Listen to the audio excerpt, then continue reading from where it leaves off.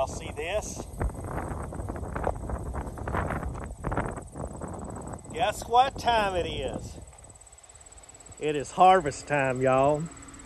And we are about to catch us a ride in a combine.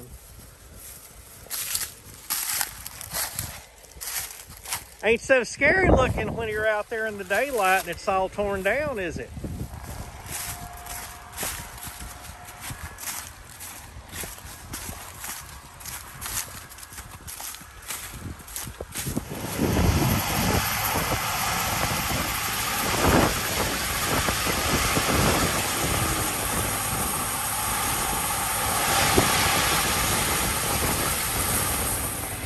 What's up, y'all? It is Bomber from Bomber's Garage with a special Sunday story time with Bomber Blockparty Corn Report, and we're with Jason, and we snuck off in his combine, flagged him down, and we traded a ride in the combine for some CC coffee with chicory in it, and I gave him a couple of sticky boys and some pecan flavored community coffee, and then some regular chicory. So Jason, we're in the combine. What combine are we in? This is a Case IH International 7230. It's a 2012 model. 2012? Yep. How many hours are on this bad boy, do you know? A little over 2,000. About 2,000, so she's still pretty fresh. Yeah. Actually, 2471. Nice. And did you purchase this one used? Nope. My father-in-law, it's his combine, and he bought it brand new. Like I said, we've been running about 12 years now, so. Oh, heck yeah. Time flies when you're having fun. It does, it does. So how much corn does this hold in a pass? The hopper's about 250 bushel max. And then, yeah, put it on the trucks, and the trucks each hold about 1,200 bushel. Nice. So how many, after what, about 5 dumps. 5 dumps? 5 dumps on a 5-axle, 6 dumps on a 6-axle. And those trailers are all pretty much the same trailers, 34 foot. And how many, y'all got, how many trucks? I see 3 out here. We have 5 trucks. 5 trucks? Yeah. And normally we get away with just running 3 trucks, 3 semis. But when it comes to hauling sugar beets are a lot more truck demanding. Need more of them. And need drivers. Always need drivers.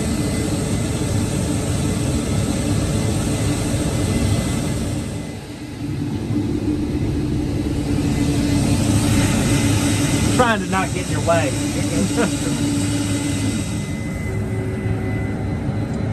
When the elevator or the auger gets empty or low, it starts spitting corn. Everywhere. So you gotta be more precise. Heck yeah.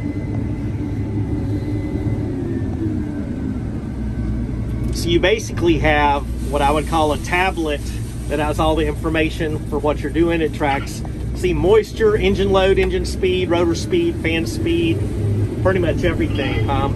Yep. And then if you flip the pages, there's different run screens.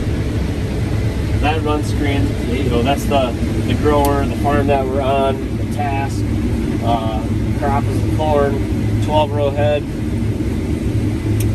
And that will produce a yield map for you. Oh, sweet. That arrow down there is printing a yield map as we go along. Then we can go back and evaluate what the yield is. Percent like moisture, is there a certain percent that you harvest the corn with? This year seems to be a lot better than last year. This year, most of the corn's coming up, I would say 16 to 17 moisture on average. Last year when we were combining corn, just because you know, there was less sunlight with the wildfires last year up north, and last year the corn seemed to come off at 23, 24 moisture. I got you. Now, do y'all store this, or does it go direct to market? So we take it home to our farm at home, run it through a dryer, which is a great big oven with a fan, a ginormous fan in there, and it heats the corn up to a certain point, and then runs warm air through it, and then it gets dumped in the grain bins, and then you run fans non-stop, especially when it's cold outside, and it forces cold air up through the bottom. Heck yeah. So that corn will store till next July. Oh, And nice. then we'll truck it out. That is pretty crazy. And by then you're well into planting season of what you're planting here next year. Correct. What are you planting next year in this particular field? This field will be dry edible beans next year. Okay. And they'll go directly to the purchaser, which is ADM over on F15 and M81. Okay. And it was peas last year and then beets before that, am I correct? Soybeans last year and sugar beets the year before. Gotcha. Yep. And it kind of does, are those the ones that are in rotation, or is there anything else that y'all add? Wheat. Wheat? We'll Okay. plant wheat on there, usually before after dry beans and before sugar beets. Okay. And that wheat's going to be awful pretty and across here at sunset. So we get some beautiful sunset pictures and some sunrise pictures out here of the corn. And then I also was bringing my ladder over, measuring it. There were a couple of stalks that were close to 10 feet, which is pretty freaking impressive, man. So what type of animals do you see when you're out here and you're harvesting? So most of the time you'll see, like there's a rabbit right there. You see, Yeah. this year there seems to be an exponential amount of rabbits in the corn. The other day when I was combine, I chased 4 ginormous raccoons out of the corn. And then usually a deer or two comes out. Later in the season you'll see more deer always. I don't know why it's always late in the season. Less corn up, I guess. That's cover corn. Yeah. So they tend to go to standing corn. And then the other day I chased a beautiful red fox out of the corn. I've seen a couple down the road crossing. I don't know if it's the same one or a couple of them in there and all, but there is a plethora of rabbits, and we have deer that snatch water out of our pond, but it's usually late at night. Never seen them during the day.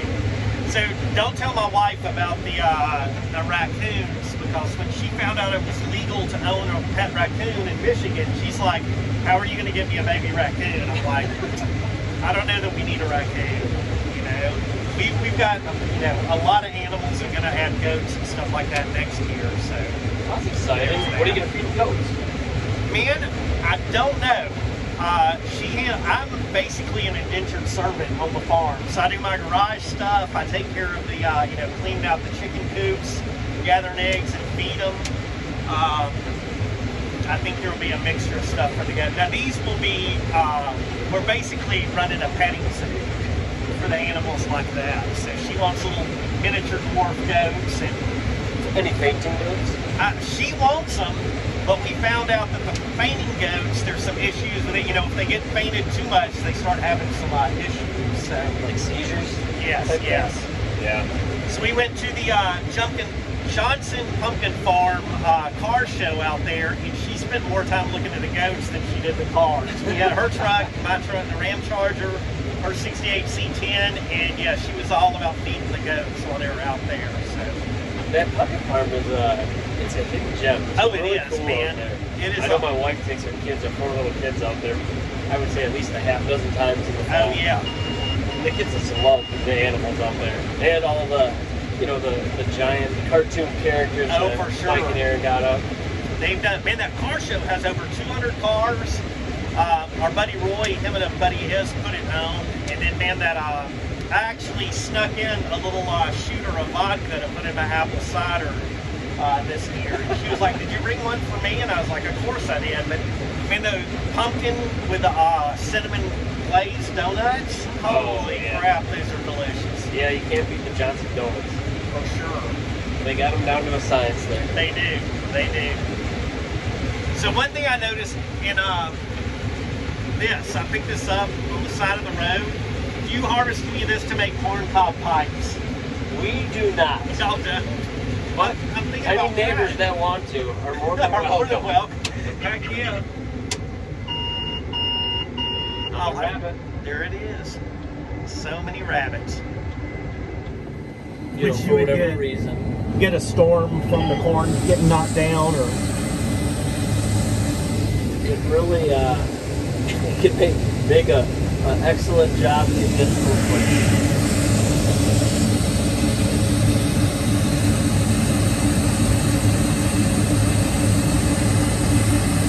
Have you ever ran it over the truck or out of the truck? It happens, yeah.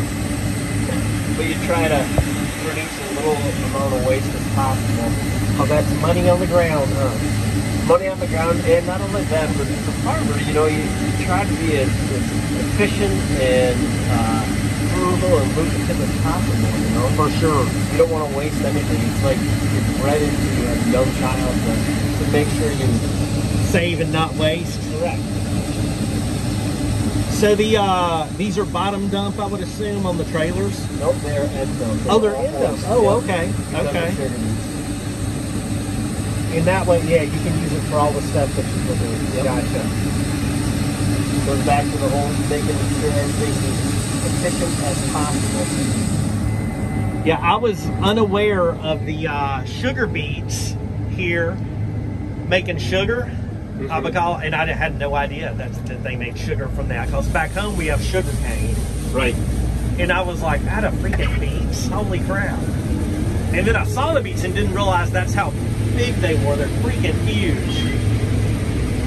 Yeah, sugar beets, they gotta be one of my most favorite crops to grow, just because there's a lot of challenge to them, you know?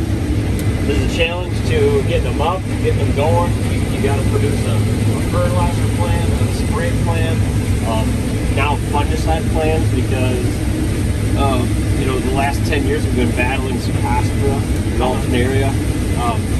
You want to keep that beet as healthy as possible so it produces as much sugar as you can get, you know.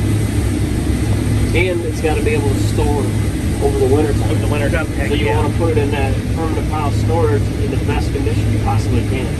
Give it the best chance to keep, you know. For sure. You know, for whatever reason. Get a storm from the corn getting knocked down, or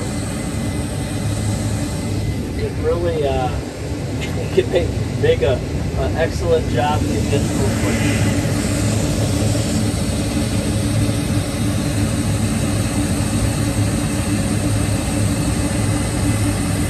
Have you ever ran it over the truck or out of the truck? It happens, yeah. But you try to produce a little amount of waste as possible. Oh, that's money on the ground, huh? Money on the ground, and not only that, but as a farmer, you know, you try to be as efficient and frugal and lucrative as possible, you know? For sure. You don't want to waste anything. It's like you're bred into a young child to make sure you save and not waste. Correct. So these are bottom dump, I would assume, on the trailers? Nope, they're end dump. Oh, they're end dump. Oh, okay. Okay. In that way, yeah, you can use it for all the stuff that people do. Yep. Gotcha. Goes back to the whole making sure everything is efficient as possible.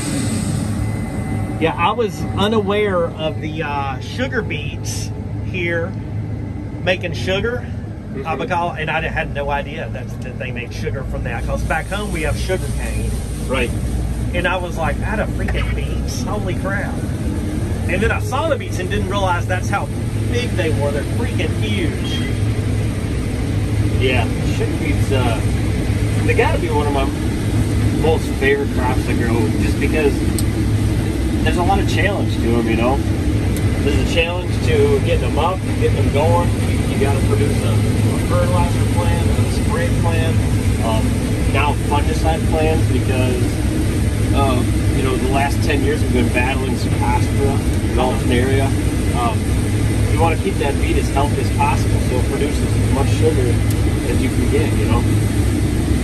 And it's got to be able to store over the winter time. Over the winter time. So you want to put it in that permanent pile storage in the best condition you possibly can. Give it the best chance to keep, you know. For sure. I have no, y'all tell me that it's getting more mild. I don't know if I can handle one of the bad winters. It's the wind that gets me out. Like when we lived in Essexville, we're in a neighborhood, it's nice and quiet, and there just wasn't the wind that there is out here. Yeah, that's for sure. The open country really tends to produce wind. So were you farming before? Did you marry into a farm family, or have you been farming your whole life? So when I was a kid, my dad was a builder, but he always helped the neighbor's farm. And I've always loved it. Always been around it. I was kind of like the annoying neighbor kid that never went home. For sure. Just rode in the combine, rode in the tractor as much as I possibly could. And then as I got older, I had an opportunity. I played sports in college and I got a scholarship, so I had to figure out, what I was going to do. And literally chose my career around something that had the least amount of hours I had to go to work, but got paid, the most amount of money. Heck yeah. So I became an RN, a registered nurse. Oh, sweet. And as a registered nurse, you work 3 12-hour shifts. Yeah. And then the rest of the time, you have off. So that was great with farming. Oh, fantastic. Go to work for 3 days and farm 4 days, Now, do you work at, I assume, a hospital? Yeah, I work at the intensive care unit. Oh, mostly open heart recovery. Heck yeah.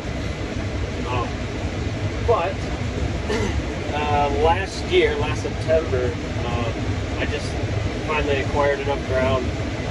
Was able to start,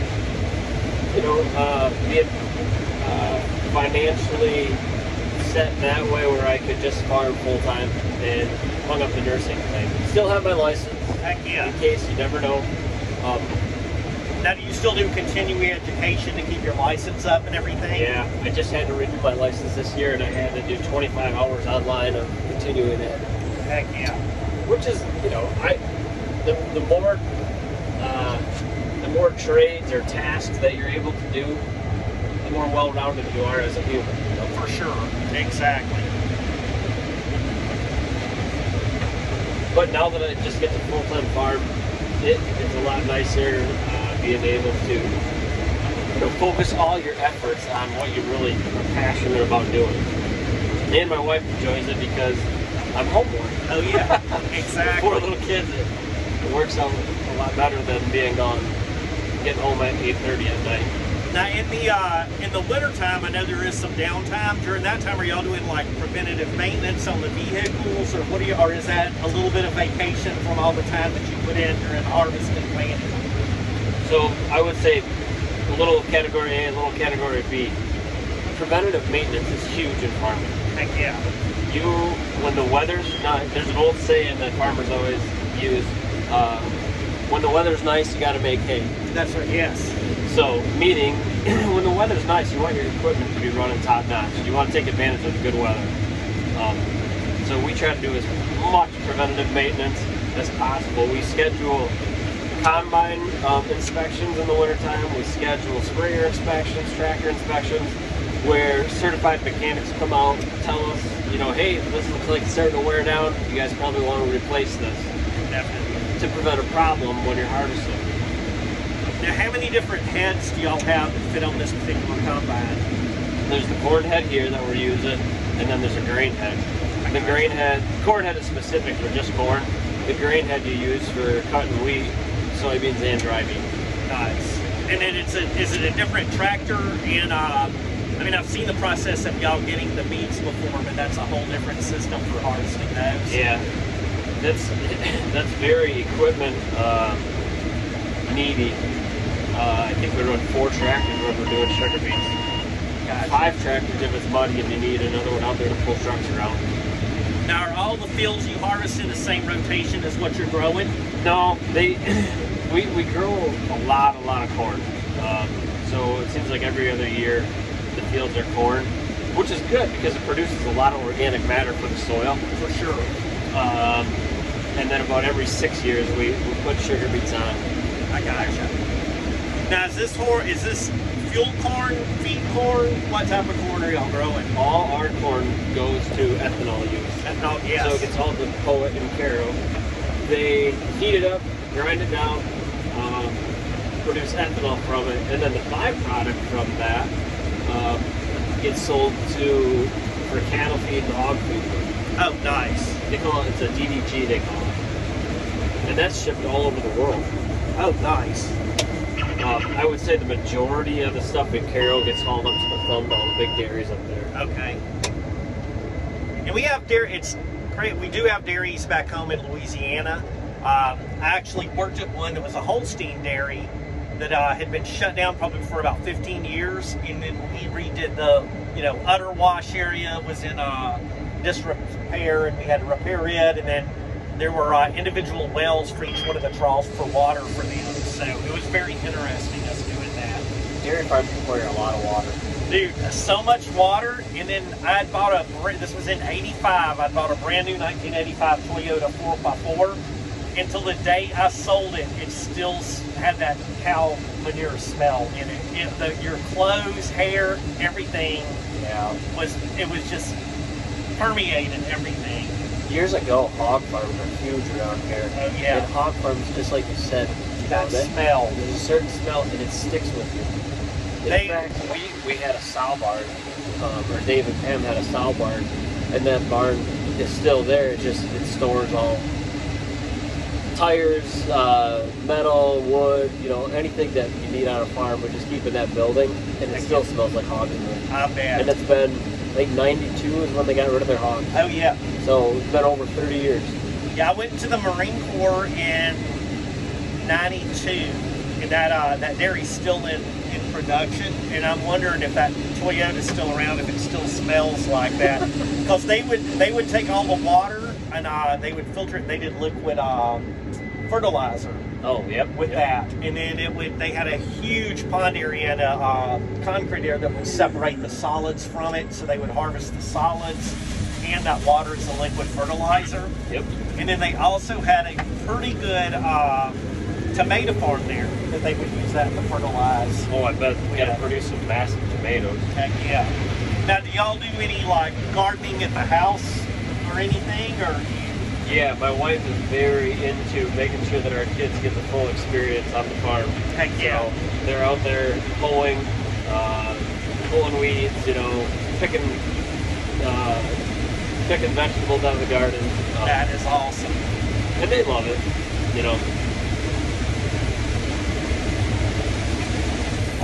If I'm in your way, let me know.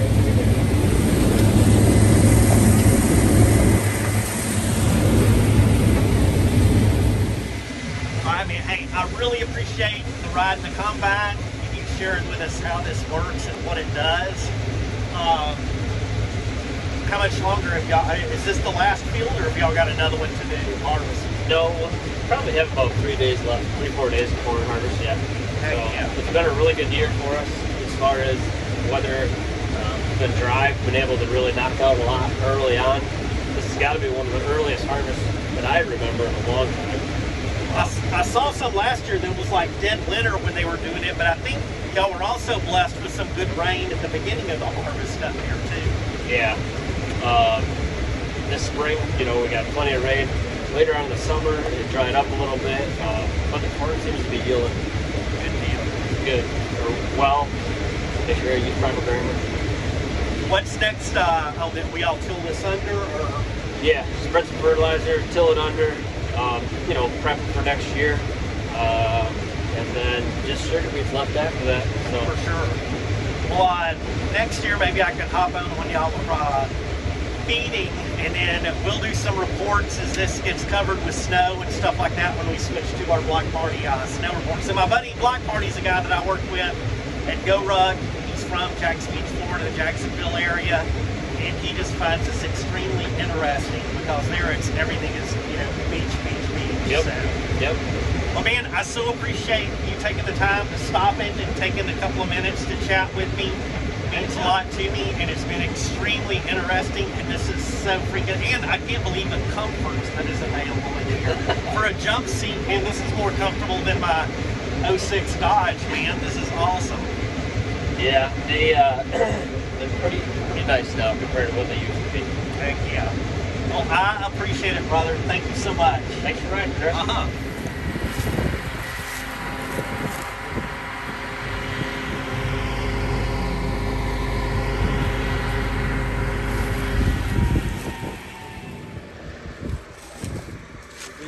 Walk around and show y'all this is how big these tires are. This thing is absolutely huge.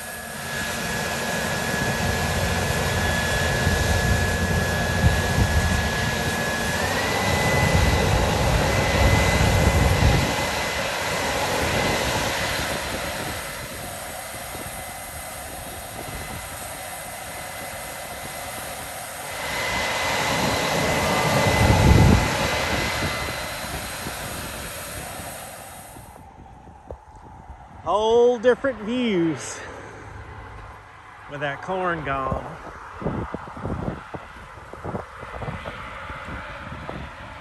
Not a whole lot left to this 200 acres. Got one truck left. They've had 3 in rotation.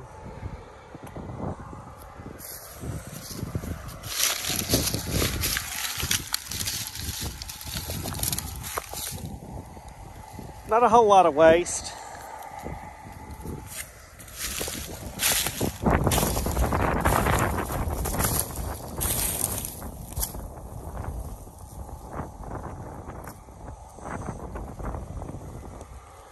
Looks way different out here.